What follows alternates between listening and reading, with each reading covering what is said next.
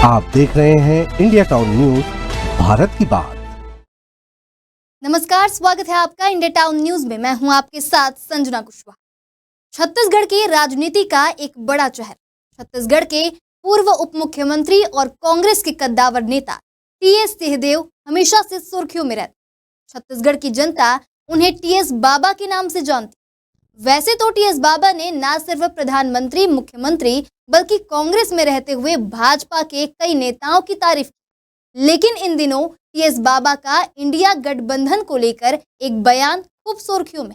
बता दें, टीएस बाबा ने इस बार अपनी ही पार्टी को टारगेट करते हुए ये बताया कि दिल्ली में कांग्रेस अकेली पड़ गई। इसी के साथ उन्होंने और भी बहुत कुछ कहा, जिससे सियासी गलियारों में हड़कंप मच गया। तो आइए आपको बताते हैं कि आखिर टीएस बाबा ने अपने बयान में क्या कहा।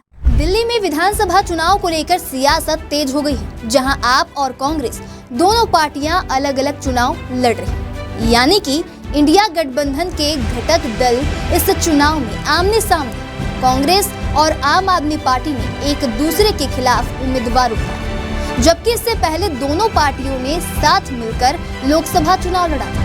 इंडिया गठबंधन एक ऐसा गठबंधन है जिसमें कई राजनीतिक पार्टियां शामिल हैं, जिसमें कांग्रेस पार्टी गठबंधन का एक महत्वपूर्ण हिस्सा या यूं कहें सबसे ज्यादा महत्वपूर्ण। तो वहीं पिछले कुछ दिनों से इंडिया गठबंधन में फूट को लेकर लगातार कई खबरें सामने आ रही हैं, कई रिएक्शन भी सामने आ रहे हैं। कांग्रेस ने केंद्र सरकार द्वारा वसूले जा रहे वस्तु एवं सेवा कर यानी कि जीएसटी को लेकर भी कई सवाल खड़े।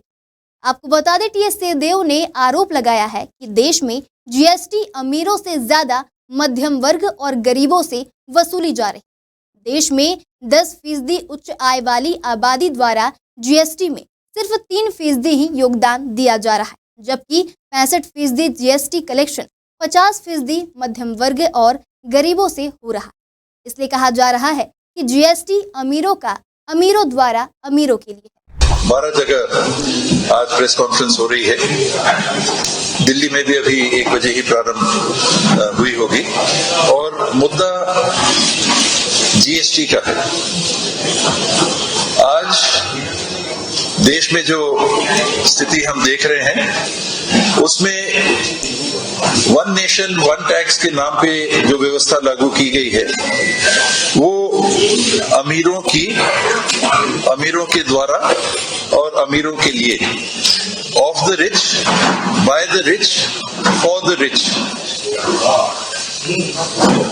3% देश के सबसे अमीर 10% आबादी के नागरिक जीएसटी के माध्यम से देश में विकास के और अन्य कार्यों को अंजाम देने के लिए मात्र 3% की हिस्सेदारी अदा कर रहे हैं, जबकि देश की निचली 50% आबादी 64% जीएसटी में अपना योगदान दे रही है। ये of the rich by the rich for the rich क्यों कहा जा रहा है? कि जो टैक्स स्ट्रक्चर बना है और बार बार बात आती है कि अमीरी और गरीबी में अंतर बढ़ता जा रहा है, ये क्यों हो रहा है?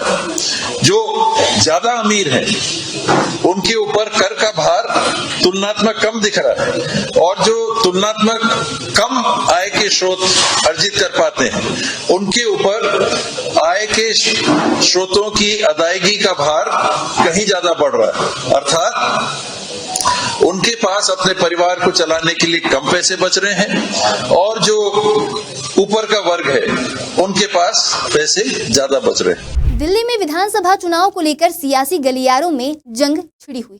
इसी बीच सभी पार्टियां एक दूसरे पर बयानबाजी के खेल खेलने में जुटी हुई।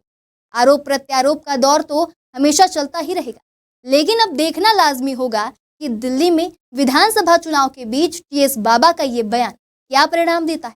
या टीएस बाबा का दिया हुआ बयान उन पर ही भारी पड़ जाएगा, या फिर उनका ये बयान महज एक राजनीतिक बयानबाजी का हिस्सा रह जाएगा। क्या होगा क्या नहीं होगा, ये तो देखने वाली बात होगी। हम आपको चुनाव से जुड़ी हर एक अपडेट देते रहेंगे। बने रहिए इंडिया टाउन न्यूज के साथ और देखते रहिए इंडिया टाउन न्यूज। नमस्कार।